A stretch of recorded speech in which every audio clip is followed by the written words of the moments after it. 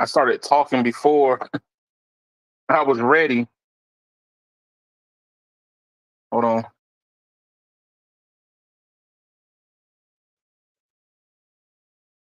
Is it there? Is it there?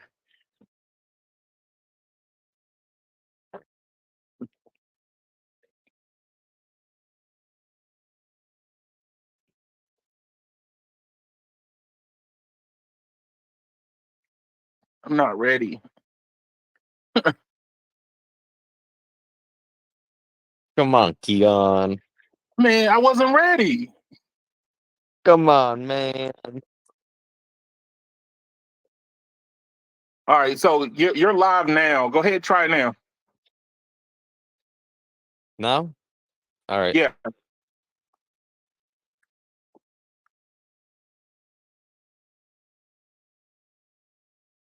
Oh, it's underperforming now. Wait. It's just going open. As soon as we put it on camera, it's like, nah, I can't perform under these conditions. I can't perform under these conditions. Yeah. You're looking at me. I don't want to be looked at. Try it again. Let's try it again. Let's see. Can you turn around? It ain't hiding like Janet Jackson's memory gland, is it? Yeah. Yep. Oh, look. Hey, he hit 2 gigs before we went live. Now it's like, you're watching me now. Yeah, I haven't seen 2 gigs yet on any of the mid band. The closest I've got is 1.8. Yeah, I mean, he That's touched Verizon 2 gigs. or I T-Mobile. saw it. He touched 2 gigs on it. Yeah, see, it touched it. There it is. 2.0. And it dropped.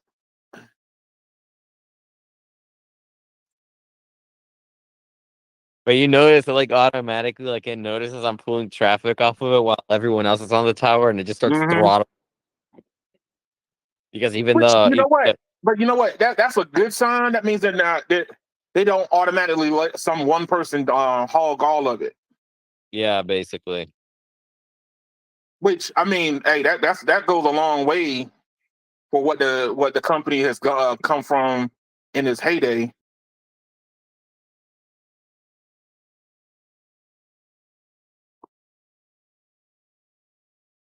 All right, I'm gonna do one more, and then we'll just stop with this so that I can get onto your Man, articles. your data is about to go nuts. Yeah, I don't know how many times I've already done this. See, man, it hits it for a split second. Yeah. It reaches out, touches it, but then it goes, nah, we good. Reach out and touch somebody's hand. Go ahead, take us back to the old church. No World a radio. better place if you If you can. Pizza. Like, I All already right, put look. Only people from the South would know what we talking about. Yep. those were the speeds I got before we started the stream. As you guys see, whoever's watching, this is really what the site got. So, hey, And look, this like I said, this proves what I meant when T-Mobile came out first with N41. They didn't have they didn't have to jump out there. Why push it to 2 gigs when you already beaten them Come before on, Verizon man. got C-band? You know they should have been playing Rick Ross. Push it to the limit.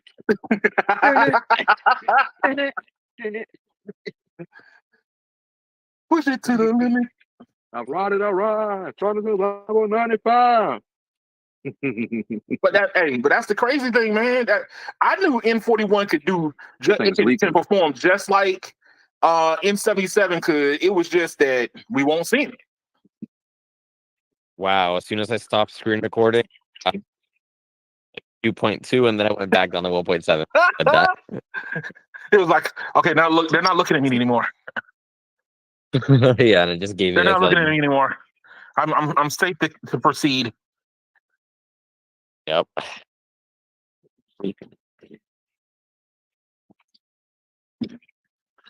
Man, So, Mr. No Radio, what's going on, my good man? Nothing much. Got a amplifier losing its mind. Uh-oh. Okay, I'm gonna slap it back into shape. Hey, look. Don't abuse it, man. Don't abuse it. Well, it's abusing the customer, so I need to abuse it. Oh. Oh Well, yeah. Customers want to get their gigs. speed take drop. But hey man, there's been some good news, some bad news in the news.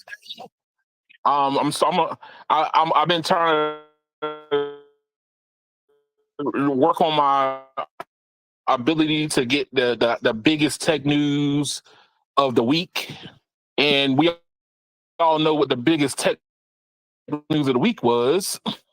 What's that, sir? Apple. Oh, I don't think that was big news. Well, that's what was trending on Google. I didn't use just my Google search. I searched all over the webs. I even went on DuckDuckGo. Are you referring to the millimeter wave on the iPad being removed? No. That's not it. It's the iPads in general. Hey, So no, I have to. Keon, iPad sales are down. No one cares. Well, apparently Apple cares, but Oh, they hey, can keep caring, but the sales ain't caring. So, well, I say this to you, man. Apple went so far as to putting a new M chip. Hold on one second.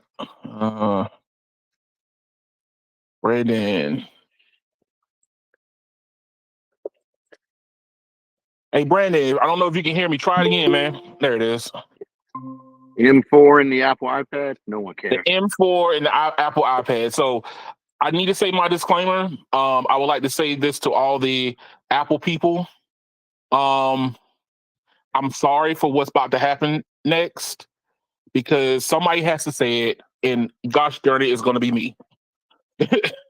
Somebody has to say this to you. You've been watching our boy too much. You know who I'm talking about. No, Somebody's gonna have to say it, and I'm gonna tell the truth. yes. You don't know who I'm talking about? Your boy Curtis King. Oh. He said somebody's got to tell the truth, and I'm gonna tell it. So somebody got to tell the truth. I'm gonna tell it. It's gonna be me. So Apple people, I feel sorry for y'all guys. I really do. Edmund, what are you pissed about, sir? I'm not pissed. I am not pissed because my money does not go to this at all. You still got an I'm sorry iPhone. I'm sorry for people like yourself, Brandon. But I don't buy iPad, sir. But you defend it. I mean, it's all right. Oh no. You defend it. Like, hey, remember that conversation? No, I don't. Remember that No, conversation we had about bigger phones, and all of a sudden everybody got a bigger phone? Apple went to, oh, we only doing 4.3-inch phones, and all of a sudden they went to 6-inch phones, and they started selling out left and right. Same thing with this iPad. That was what, 10 years ago. Still, hey, look, Apple people will like look at my phablet, quote unquote phablet, and be like, "Oh no, you have what is that? It looks like a computer on wheels." They had every joke in the book ready to go, but then as soon as Apple offered, I got picked on hard about my 1520 by a guy that had an iPhone 5C. He picked on my 1520. Laughed at me hard, son. I ain't talking about light work. Yo, people, the iPhone 5C was the worst. As soon as Apple got a bigger phone, everybody jumped on it, man. Like flocked out of stock for months. So understand, y'all want what we want. Y'all just acting like you don't. And this right here, the iPad is another product where it just should not exist. The bigger iPad should not exist. I think like the Air or the regular iPad, fine. You know, you gotta throw something at your kid to shut them up. I'm sorry, but I think that when they came out with the 13-inch iPad, they pretty much did a middle finger to all you people who buy laptops. Edmund, they've been doing 12.9 for years. It don't matter, Brandon.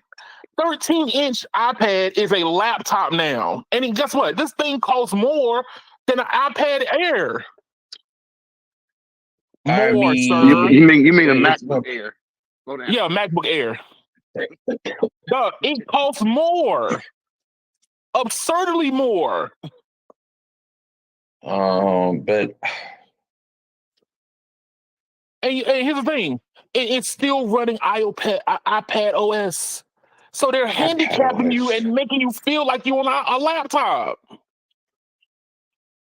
I'm gonna be honest with you, Edmund. If I were to buy the MacBook, I would not buy the pencil and the damn keyboard. Well, then that's what I'm saying. Then guess what you're doing? You're leaving a lot of functionality on the table. No, I just want the screen. But that's the whole purpose. Why would you go to a 13-inch iPad and you're not going to get the keyboard and the pencil? So if you're a person who takes notes, that's literally what a lot of people were saying when the iPhone came out. Why aren't you getting the keyboard and all this other crap? And what's the style is? What? if I understand, Steve Jobs was not going to let a stylus touch the iPhone, even though it should. It shouldn't. Why not? Tell me why not. Edmund, like he said, God gave us some fingers.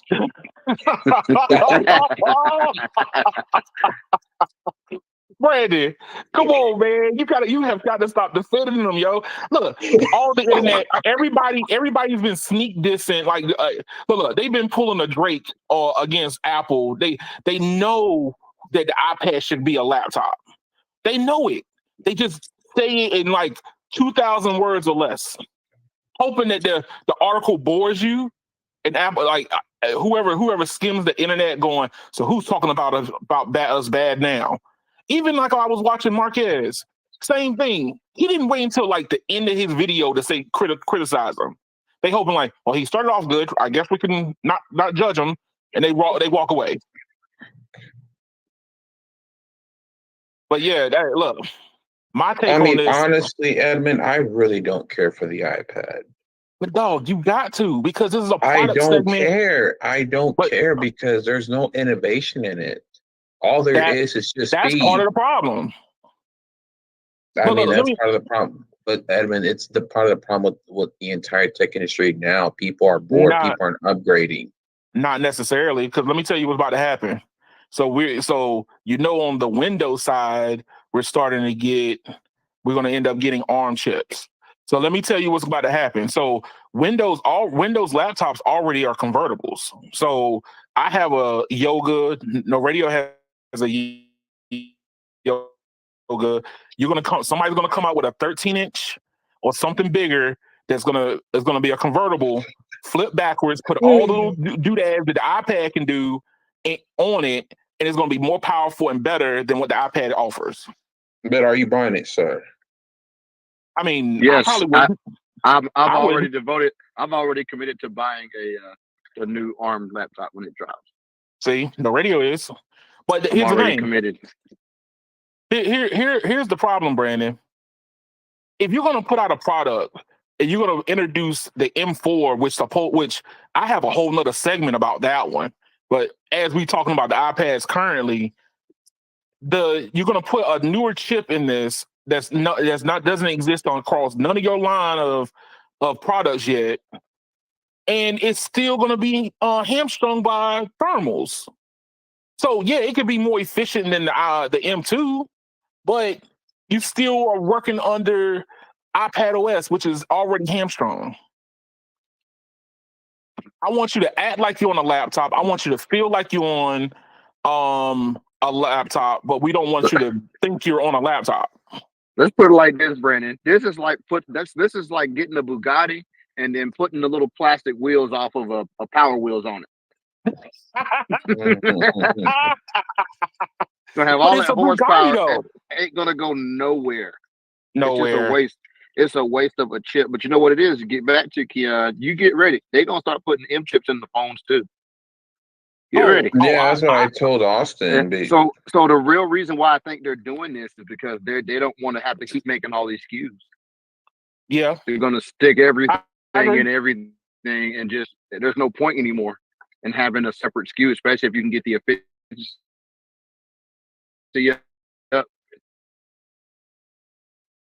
But No here's the point. thing. It's a waste of But manufacturing. then iPad OS is useless then. You might as well just put Mac OS on the iPad. They ain't gonna do that because They won't do it. Hey, look, what do you, Brandon? Look at the screen. What do you see here? What does this look like to you? It's a laptop. The laptop that can't laptop. It's a laptop with a screen attached. This is what I mean. Instead of making the Mac book or the Mac book Air or whatever better with a touch screen and put all that touch innovations into the laptop, and then people can have the best of both worlds. You got a touch screen, you can draw on, you can write on, you can do all the other stuff you want to do, and then you got the keyboard. It basically doesn't. You don't have to worry about detaching it and losing it. You get the best of both worlds. No, they making you buy both worlds. Matter of fact, let me show you how much it costs. That's crazy. This is why I get on Apple, man, and I get upset when I look at other tech reviewers and they just keep pulling their punches.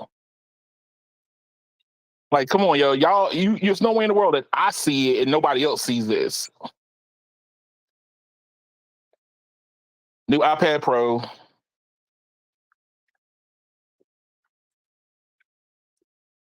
Order one now.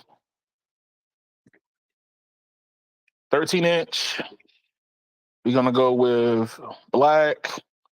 Of course, you need the storage. 2 terabyte. I don't care about the nano texture glass. Here's my next thing. Here's my next question. Who the heck needs 2 terabits on an iPad that can't even run full apps to need all that storage? Like, Brandon, because he likes to store all his photos on all his devices. And then to make it worse, has the camera on the iPad even been upgraded to at least be as good as the phone? No, they took a camera away. See, like so you can't say, "Oh, I'm gonna store a bunch of photos." Yeah, with a crappy camera. Yo, hey, they took a camera away. We're gonna go Wi-Fi, so we're not gonna worry about cellular. Why do I need to engrave anything? I think Apple is just anti-consumer as always. I'm not surprised. If you get the Apple Pencil, you can't get the keyboard. You said you can't get it at all? No, they look, the Apple Pencil keyboard's grayed out.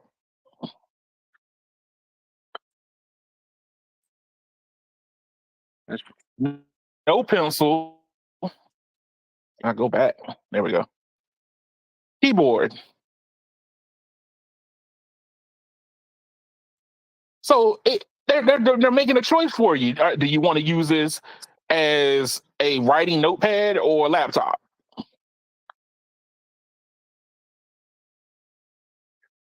Brandon, we're already at $2,200, almost $2,300 already.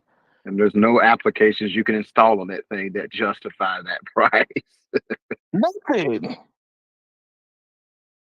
Yeah, I mean, once again, this Apple's anti-consumer way. They just put out products and hope that they look cool enough that people be dumb enough to buy them, regardless of the fact that they're useless. All right, look, this is why I get upset, because Apple, look, the reason why I get upset is because Apple is the industry right now. So the way that Apple moves, everybody else moves just like them or trying to mimic them. So when Apple does this slow walk of, oh, well, we know what you kind of want, but we don't want to give it to you, it's annoying, because guess what? Everybody thinks that's what the industry is, and that's not what it is. They even know this right here, this picture right here proves that the iPad should be a touch laptop. They just don't do it. They even went and revamped the keyboard to feel like a MacBook. You can go. Anybody can go back and look at the keynote. Look at people reviews over the keynote. All of it. They say, oh, we made the portfolio keyboard or whatever this thing's called feel just like it would be for a Mac. So they acknowledge this and they won't do it.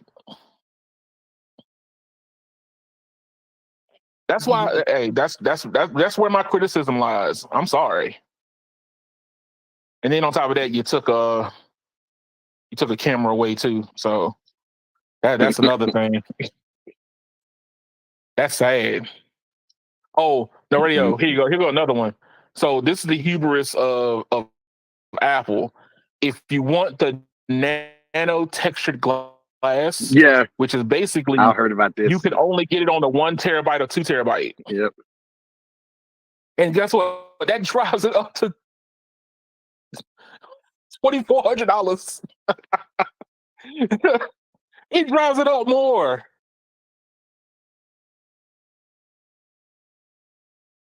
But that's that. Look, as a person who's I understand Apple, but I can't live in this universe.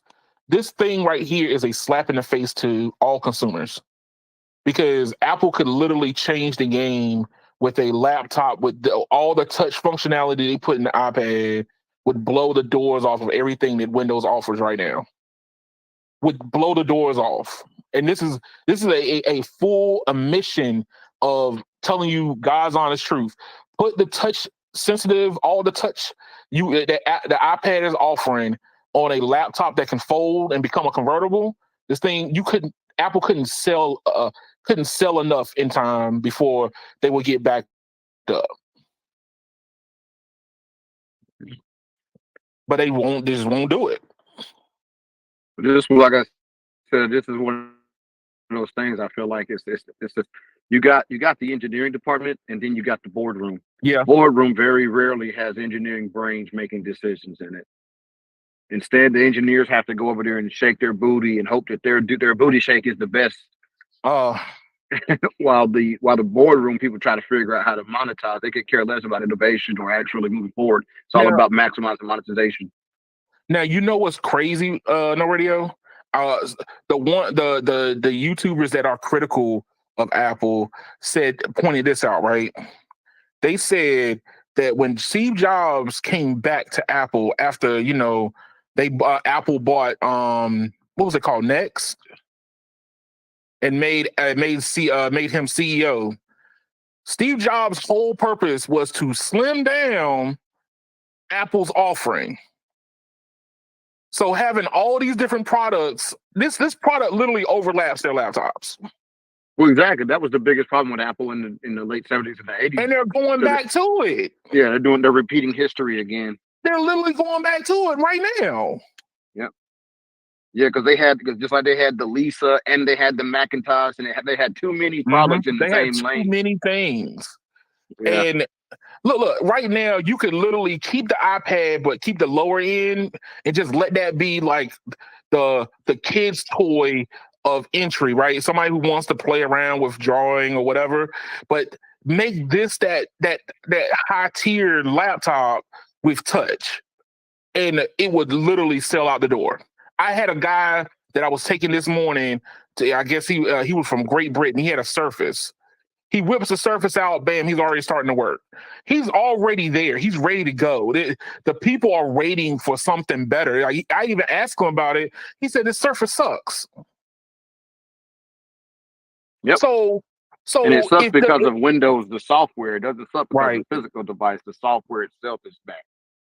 So Apple literally could just go ahead and just cannibalize a whole market by just becoming more simple, and they will not do it. And I, as a tech person who loves to talk about tech, people ask me, hey, so what do you think about this? What do you think about that? And I'm like, yo, I might sound like an Apple hater. So be it. Somebody got to say it. I'm sorry.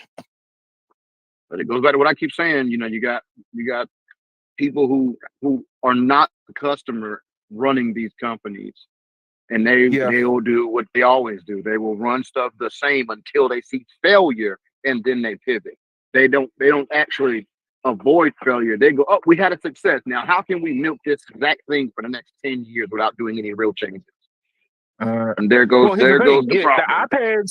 The iPads went on like a year and some change without a refresh. And then all of a sudden you decide to refresh with this. Only thing you did was make it thinner, which nobody asked for it to be thinner. Who asked the iPad to be thinner? Yeah, maybe brighter, but I mean, what they're going to end up doing is showing that you can overlay multiple OLED screens to get better contrast. That's pretty much what they did. We can overlay screens to get better contrast. We can get deeper blacks and better colors. Well, let's put a pin in this and let's track the sales on this. Okay. Because sales do the talking. Are we doing sales after 6 months or after a year? Oh no! You got to give this a whole year. All right. Yeah, you have to. You don't have a choice. You can't track a product success in 6 months. It's literally impossible. Because I think that what the reason why I say 6 months is you'll get the mass exit, like a whole bunch of people who went and bought the Vision Pro, right? You'll get that big massive buy, but then remember indicative to sales. But remember, the Vision Pro was a totally new product line for Apple, very different than an iPad refresh. Very different. That's true. Yeah, that ain't even in the same. That's no different than when the Apple Watch first came out, how the sales were versus now. You can't use those because there was literally new product lines. This is an existing product line that shouldn't exist in the first place. Tell me about it. Shouldn't exist at all. I'm telling you. The reality is this. The reality is this, right? In order for iPad Pro to make any sense, it would have to be priced less than no matter what. Right. And if that means you can't give it certain features, because like you said, they're blurring that line. But they're only blurring it. They're only blurring that line with physical hardware. They're not blurring it with any functionality. Physical hardware. If anything, you're paying more for less. Exactly, and that's the point. iPad OS handicaps you. That's the point. That's what they want you to do. They want to give you less and get more money out of you. That's their whole goal. I'm just saying, man. iPad OS is literally handicap you for the price. If it was like $1,000, all right, cool. Then you could say, hey, look, this even then is in between my portable side to me working on a desktop side. That would be like this, right? That would be like a new iPhone SE comes out and it's $799, but the regular iPhone is $899. or it's $100 apart. There's no point anymore. Right. Like the phone might as well not exist. And then, here you go. It's $799 and it's missing like 2 cameras, millimeter wave, a whole bunch of other stuff. It's missing way more than $100 worth of stuff. You see, and there goes your problem. So that's the problem. The reality is the regular iPad should literally be like $299. If say you put a better screen or something, you can price another one with a better screen at $399. And then you can maybe have the top tier regular iPad be like, I don't know, $450. And then this product line should pick up around $600. Right. But no, it picks up at $1,000. Picks up at $1,000. It almost starts at $1,000. Almost. So it's $999. Yeah. We're literally talking about like $500 to $600 price gap between other iPads in there. That is ridiculous. That is an entire laptop in money difference. Yes. which is why I say, like, especially with this story, right? So, with the M4 coming out, right, and the M4 being introduced on the iPad, I have my own personal opinions about why the M4 is showing up way sooner than it was perceived, and it's a little bit more pettier than what 9 to 5 Mac is alluding to. So here, hold on. So here, 9 to 5 Mac is basically saying, why is Apple abandoning the M3 already for the M4? Now, inside of this article, they're stating that, there's manufacturing problems. If people could see my quote unquotes in the air, I call BS on this one. I don't think there's manufacturing issues. I think there's competition issues. Because reports are coming out talking about Qualcomm's offering and Qualcomm's offering is as good, if not in certain circumstances, beating the M3. And that's before it starts coming out. So what can you already do? You tweak it a little bit and come out with the M4. That way, your M4 is faster than Qualcomm's new offering. Yeah. That's why I think that the M4 pops up, because if a Windows laptop is as powerful as the M3, the comparisons are going to be crazy. People are going to be putting this thing side by side and going, "Hey." And the problem is, it ain't even the chips battle to lose; it's a Windows battle to lose. That's true. That's the only handicap for Qualcomm, is that Windows has to be responsible for the software to work properly. And I think Microsoft is going to be responsible about this, because I mean, look, me and you have read reports where, and you told me, where they're going back and forth hand in hand, like, yo, whatever doesn't work, Microsoft is working on. Yeah, supposedly. Qualcomm, supposedly. But guess what? Did they wipe the slate clean? Like I said, I don't necessarily think they wiped it clean because of x86. But the truth is, that's the only way to do it correctly. That is the problem. So no matter how much optimization you do, you're never going to be fully optimized as you would have been if they literally put like this. The only thing Microsoft should have kept is how it looks, nothing else. They literally should have wrote all the code from scratch. All right, I'm back. In native ARM from Brandon? Scratch, no emulation on the software end. Obviously, we expect some emulation on third-party software, but I guarantee you there will still be emulation even in the regular Windows side, and there lies the problem. That's where all your pickups are going to be. Well, look, my take is this: I don't necessarily look. I know that from me talking to you, if it doesn't hit a certain mark, it fails. Exactly. But me personally, I don't necessarily think that it needs to hit any marks. I just think it existing makes it better, because understand, people still want that all day battery life. They want a multiple day battery life. Is that not a mark, sir? Well, that is a mark. Okay, so for me, in the lightest compact version of the device, which would be something like that's gonna be like a Yoga, right? Yeah. Okay. In the lightest compact device, we need 20 hours battery life. And I think that it'll hit that easy. Okay. Now, that's one mark though. The other mark is it has to be at least as good in the graphics department as a 1080. And that's me lowering my standards. That's me lowering my standards. And you know what? I think that because the way that Qualcomm is doing the architecture, and they said that you can pair graphics cards with their series of chips. I think that 1080 moniker can be met easy. But what I'm getting at is, I ain't even saying it for the purposes of gaming. I'm just saying in general. And so for the video editor guy, for example, who needs to render something, right? This can't just be 20% faster than the Intel offering or the AMD offering. It has no. It literally has to be 100% faster than anything from Intel and AMD as far as integrated GPU. 100% faster. Now, are you saying 100% faster? Now, here's the thing. This is where the gray line starts. So, are you saying 100% faster?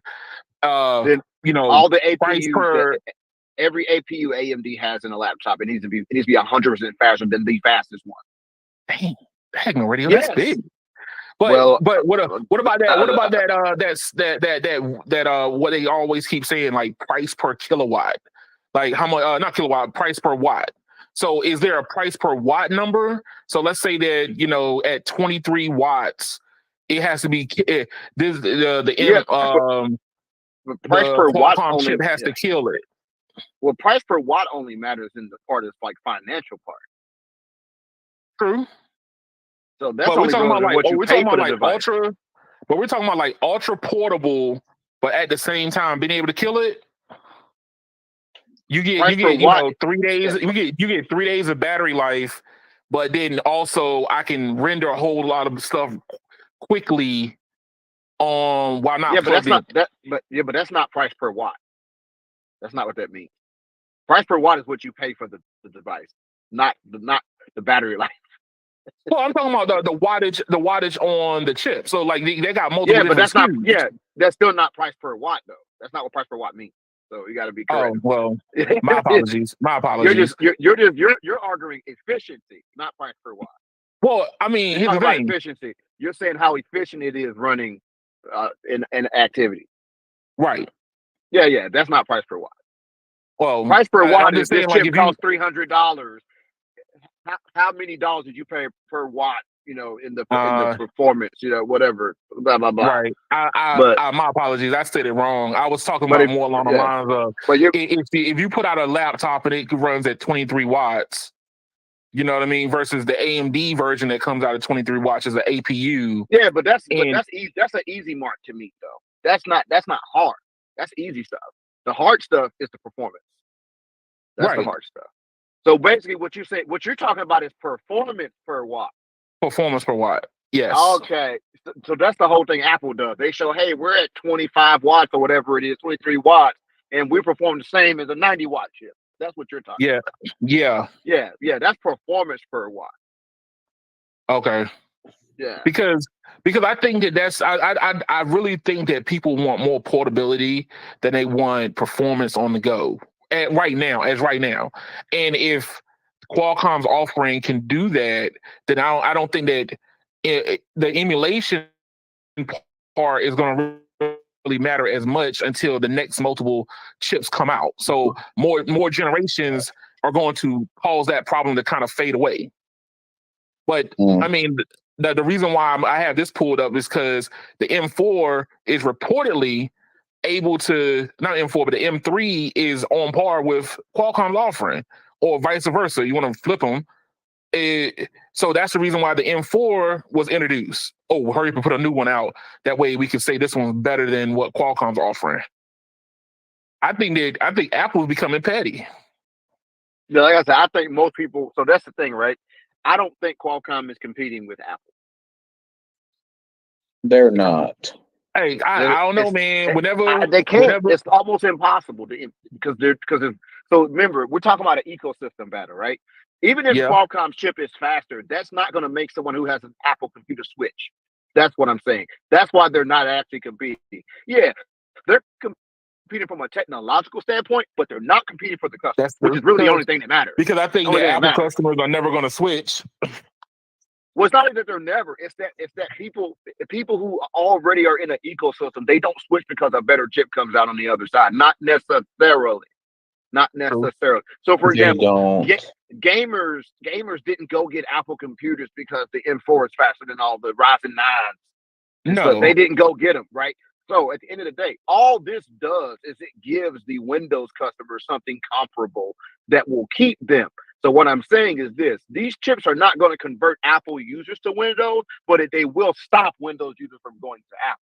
See what I'm saying? Yeah. So it's going to slow the bleeding, but it's not going to convert anybody, no matter how good it performs. That's what I'm saying. No, I understand that. So so really Qualcomm is really only competing with the rest of the Windows processor makers, not Apple chips. Which is why even comparing them to Apple's chips is almost dumb, but it's smart from a marketing perspective. Hey, look, I read an article talking about that. That we're just seeing the beginning, and then the floodgates are going to open up. And they were talking about NVIDIA jumping in, partnering up with MediaTek. But I've been saying that. I've been saying NVIDIA. If anybody else other than Qualcomm has the ability to make ridiculously powerful ARM chips, it's NVIDIA. They're already doing it. They're just not doing it in the laptop market. That's true. They're doing it in the supercomputer market.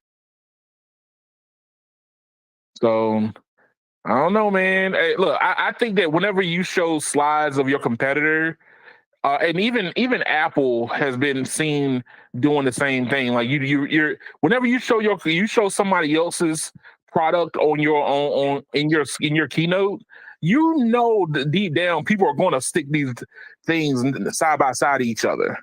Yeah, but Apple's doing it because they're trying to convert people. True. They don't need, so put it like this: Apple didn't need to bring out M chips at all to keep their customers. The M chips could not exist, and Apple's customer base wouldn't be different. That's true. So Apple only needed to bring out the M chips. They only need to do it so they could get past the limitations of the chips they were being given by the third-party vendors. Right, and Intel was really dragging its feet. These customers, we literally could have never gotten M chips, and I guarantee the customer base of Apple would not be much different. But then on top of that, we wouldn't get this full on media hype machine that's been surrounding around the M chip setup. Oh yeah, absolutely. Every time there's a new M setup, man, it's like a new webinar going up. Bam! Oh, we doing this and doing that, and this. We get that whole collage of like the M chip surrounded by a whole bunch of improvements. You don't get that when you have Intel because the chips are not increasing as fast. They're generational like improvements of like, oh, well, we're not using as much power, but it's still performing the same. Oh, Brandon, you was getting ready to say something? What did I miss about the iPad? The last part of it. Man, we were talking about the M4, just that they're a product that shouldn't exist because and if they do have to exist, they're at the wrong price point. Very wrong price point for it. That's the iPad. No, Radio, I agree with you. And honestly, at that point, they should like lower it down by $200 and include the damn keyboard. Yeah, that's what I'm saying. The biggest problem with them is the pricing. They're literally competing with. So that's the thing, though, right? If Apple wants to tell everybody, because they did it years ago, this can replace your laptop, cool, right? But the only people that's true for is people who are just web browsing, paying bills. Every other person who's doing anything that actually requires like serious work can't do it on an iPad. Like they may be able to do parts of it, like just like I said, basic stuff like email. Guess what? 12-year-olds email. That ain't serious business. Okay, so like emailing, web browsing, and watching video content, that is not a laptop. That does not make something a laptop. So no, this can't replace your laptop. The truth is, if the iPad Pro can replace your laptop, you didn't need a laptop to begin with. Yeah. You know what I'm saying? But you know what? A more honest approach would have been, you don't actually need a laptop. That would have been a more basic approach. That's what the actual truth is when it comes down to it. But because they played that moniker up, they want to get. So there's a grandma out there who would never consider buying a MacBook, right? She knows she's not going to do any serious stuff on this thing. She's only interested in an iPad. If that lady just happens to have money and stumbled into Best Buy and she says, I want the best tablet you got, she's the lady going to get sold an iPad Pro. Right. You know how I know it's true? Because I've seen it before. Most people who are buying those things don't even realize what they're buying when they buy them. They just have money and they go in the store and say, give me your best. You know how I can prove it? I've seen a 70-year-old lady buy a freaking PlayStation TV that was 70 inches and the damn thing was $19,000. Oh my God. Best Buy sold it to her. You know why? Because she's a millionaire and she says, I want the best freaking TV you can give me. But Edmund, a lot of times these people, they don't even look at price. They just want what's going to work. If they have money. If they have money. No, how they say it? If you have to ask how much it is, you can't afford it. Exactly. So if you ask how much it is, you don't need to be getting it at that point. Yeah. But anybody else who has like a definite intent for their product, they're not buying this. Anyone who has actual intentions, they're not buying it. But anyways, the iPad is basically, if you don't buy the accessories, just a big ass phone like they used to call it when it first came out. Same problem. Look, same problem with the Vision Pro. It's just an iPad on your face. And Brandon, here's the thing. the iPad, I feel like the iPad can be that thing for people. Like, let's say you want to create. Walking around with a pencil and pad, it's kind of weird today in today's society, right? So if you could do all the College drawing students stuff, actually use it. well, no, hold on, Brandon, hold on. So if you could do all that drawing and just say you're an animator, right? So if you could do your Oh, here we animations go. on it, you could yes, animation is a very multi-million dollar thing. So if you get caught Ooh. up by some of these studios, you can make a lot of money. But let's Right. say that you're doing your drawing, you could, if the pencil is as precise as they say it is, you can rotate it between your fingertips and it gives you a wider brush versus a thinner brush by just rotating it and all these different functionalities. It has a place. It's just it needs that place to be on the laptop, because then you can all of a sudden switch modes and go boom. I'm emailing now, so I want to hurry up and send my product, my masterpiece off real fast. But it requires you to play in one sandbox, and then when you're ready to go into the next sandbox, you got to stop everything to go into the next one. That's the problem. I think that the whole drawing side of tablets is big. It's replacing paper. It is, Edmund, but the only people that it's targeting is literally people that are always busy, or again, like we said before, businesses and schools. Hey, portability. I think that portability is should not be overlooked. I just think that, like, people reading ebooks, like, when ebooks were coming up, some people like, oh, I love the feel of a book. Really, you want to lug books around? Go ahead. When I have this one device that could hold 2,000 books, you can't even take that on a plane. You gotta pick and choose. What book do I want to be entertained by today? I might feel like this one. Now you gotta walk around with Edmund, that book old people know what in the books they airport. want on a plane, sir. Hey, Here's my man, next question. Has there been any like major movies actually made on iPad, like animated movies? not that Because I heard. I'm Not that I searching, and know. I can't find anything. I get like character development, like if you're telling somebody, hey, this is a character, we need you to draw him out. Yeah, you can do that part, but can you make the whole movie? I don't think you could do that yet. That's my Most of that is done I, still on a Mac. Yeah, it's still done. Exactly, it has to be done on the computer. But the point is, this costs just as much as the Mac, and to actually get the full experience, even more than the Mac, and the Mac still does more even in that category. right. So Yeah. my question is this: what are people doing? Using the iPad as a drawing pad for the Mac? That's probably what they are. So you're telling me that I gotta buy Yes. $2,000 drawing pad for my $1,000 laptop? Yes. Edmund, I So mean, you gotta no radio. spend The four iPad thousand is dollars to do basic. one thing. Edmund, the iPad Pro is literally a bodybuilder that's a couch potato. Hey, Yes, exactly. hey, but that's what I'm trying to relay, and this is the reason why I feel that I don't think that enough people on the internet is saying this, like AKA the tech YouTubers that are bigger than me are not saying this because they want to be invited back to Cupertino next year or the next whatever. They want to be invited to WWDC, which is coming in a couple months. They're Trying not to going to go say to the it. Next they want to month. go to the they want to go to the Apple Diddy party. Yes. Oh, No shit. No, but let's be no realistic, Diddy. Edmund. The Apple is not going to make cheap. Is not going to make cheap processors and Look, then like in Chromebook style. but Brandon, I know how you love to get me on Chromebooks, but Brandon, it's not about the price. It's only Or the about Walmart price. style. Look, Brandon, it's only about price when you are venturing in or crossing over your existing product line in price. It'd be different if iPads were like we just said earlier. If it stopped at $9.99, that means that every laptops are $9.99 and up. Okay, but now you have an iPad Pro that's 13 inches that's crossing into laptop territory.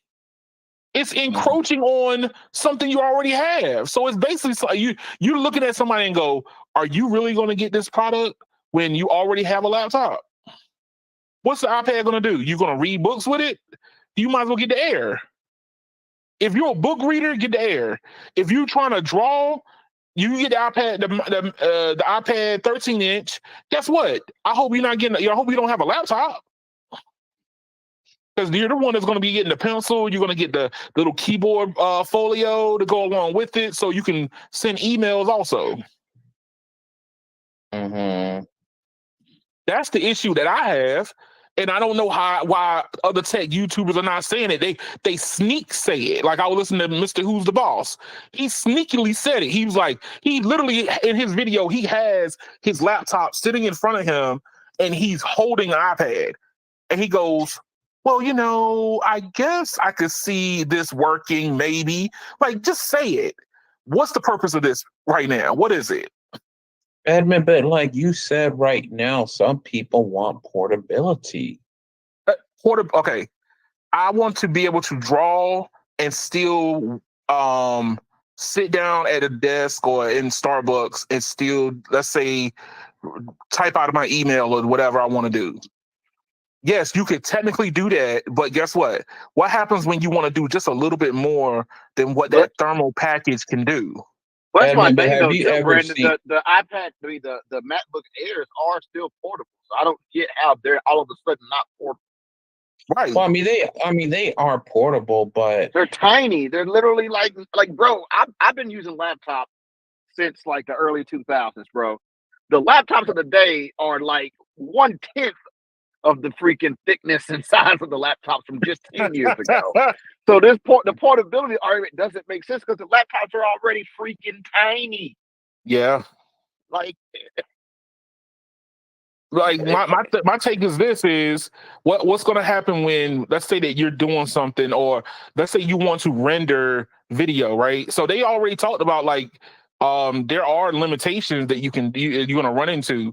So you want to do more on your iPad now. You want to put together a whole movie. Well, you could do that on the laptop, but it'll take you longer on the iPad. well, it really depends on what type of movie it is. Well, I mean, you're a YouTuber. Yeah, but You're putting together. Yeah, you don't have full access to all the plugins and stuff that the Mac does, even in the Right. same stuff. You're very limited. Believe. Yeah. Like, I mean, it would be different if the iPad OS was functioning just like their laptop side. So when let's say I'm in Final Cut or I'm doing whatever, it renders the same. But now I have to keep this portable device open so I can render something with 20 minutes, 30 minutes slower. It becomes like it's not feasible. I'm losing my ability to be productive in a productive manner by being portable. When Apple can build a device that's portable and productive at the same time for that price, and you could price it more. You could be like $4,000 for the touchscreen and laptop, bam, and it will still sell. It will sell like crazy. If they even say, the thing is that iPads are how do I say it? They're targeting a certain person that how do I say it? Oh my god. Look, I understand. I feel like I understand where you're coming from. I'm just saying that, like, they're targeting a certain audience. They're not targeting the average daily user. But that audience is tiny now compared to what it used to be. Yeah, but here's the thing. You're basically forcing somebody to choose what their productivity level is going to be now. This thing, it overlaps. If it overlaps, now you're sitting there going, well, I want to be portable, but I want to be productive. Which one can I do? I can't touch the screen. I can't touch the screen of the laptop, but I need more power in my portable. And moving up from M3 or M2 to M4 doesn't give you the power that you need.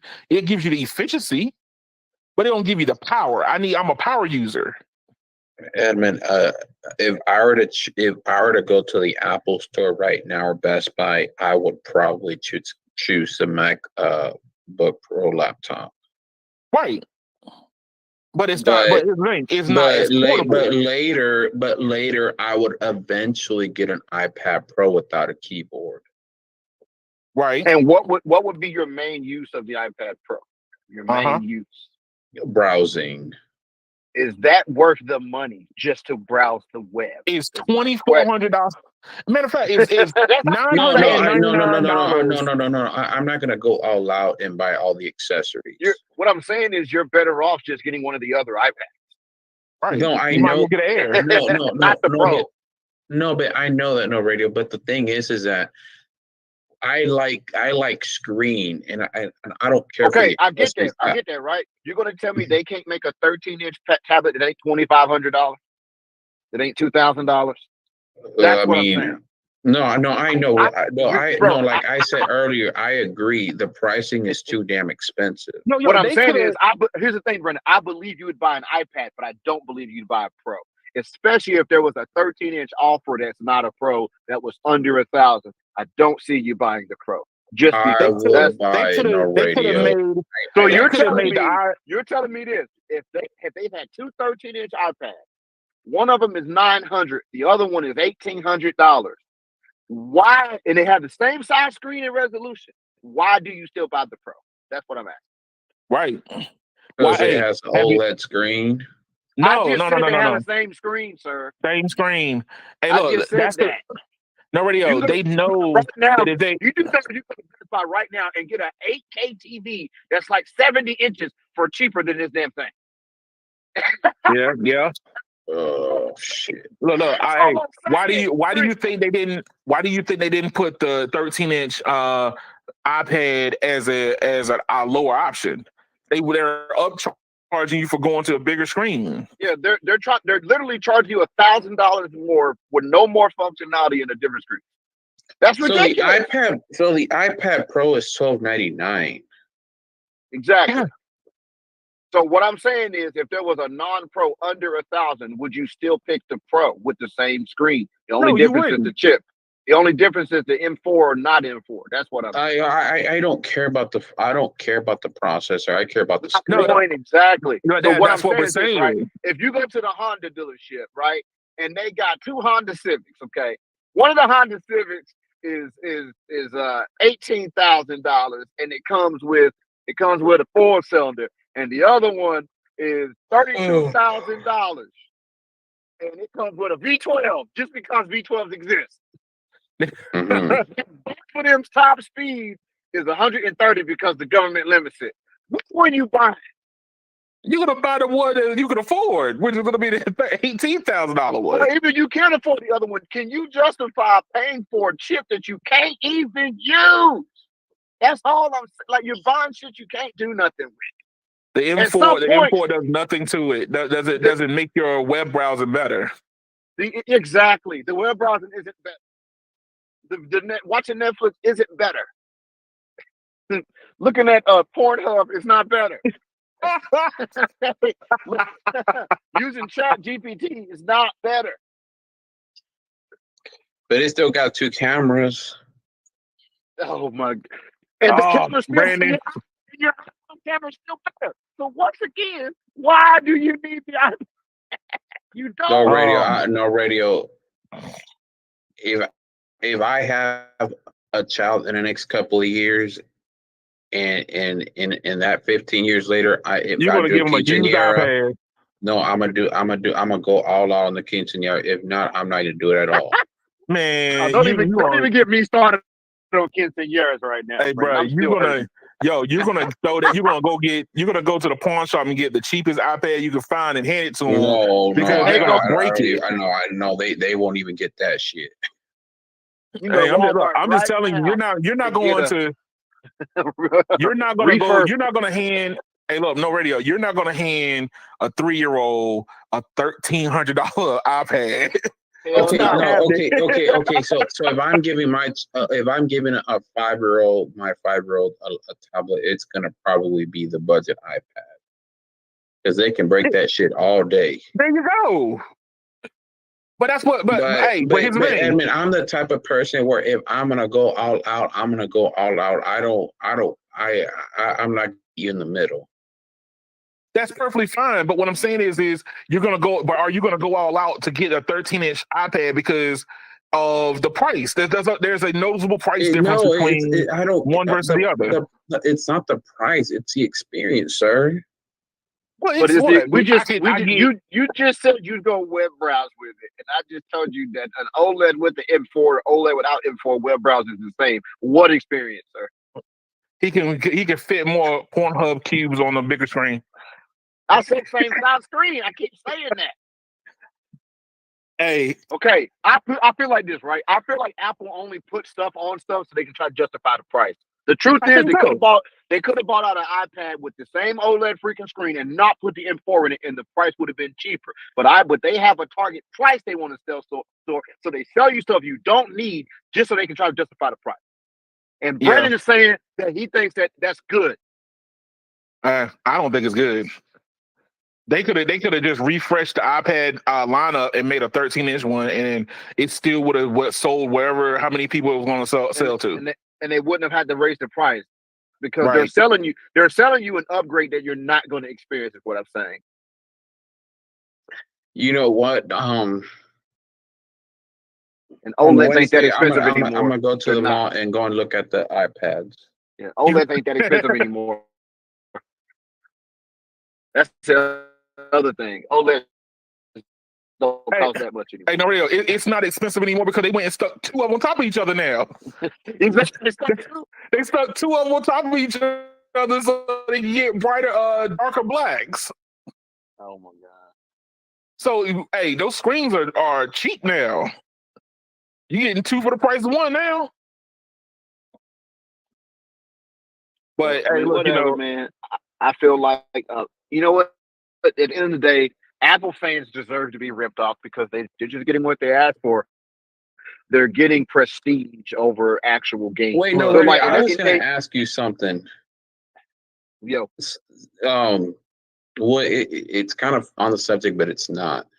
So, do you feel the carriers want the phones to be expensive or not? They don't want the phones to be expensive. So that means it's more, that's them. That's more of them on the hook having to chase down that money. The more expensive the phones get, the harder it gets to sell service. But doesn't that guarantee the customer to stay longer because they know the average customer doesn't buy the phone outright? I would argue that if we look at history, customers are changing companies more often than ever, not the other way around. Yeah, I think so. People were more stationary when we had lower phone prices. Hey, look at look at the cable companies right now. Like people are migrating over there to them. Yeah, people are moving now more than ever, and the price hasn't caused people to stay longer. And it's only accelerating. It's only accelerating as well. Hey, I got another top tech news story. One more thing before you switch though. Yeah, go ahead.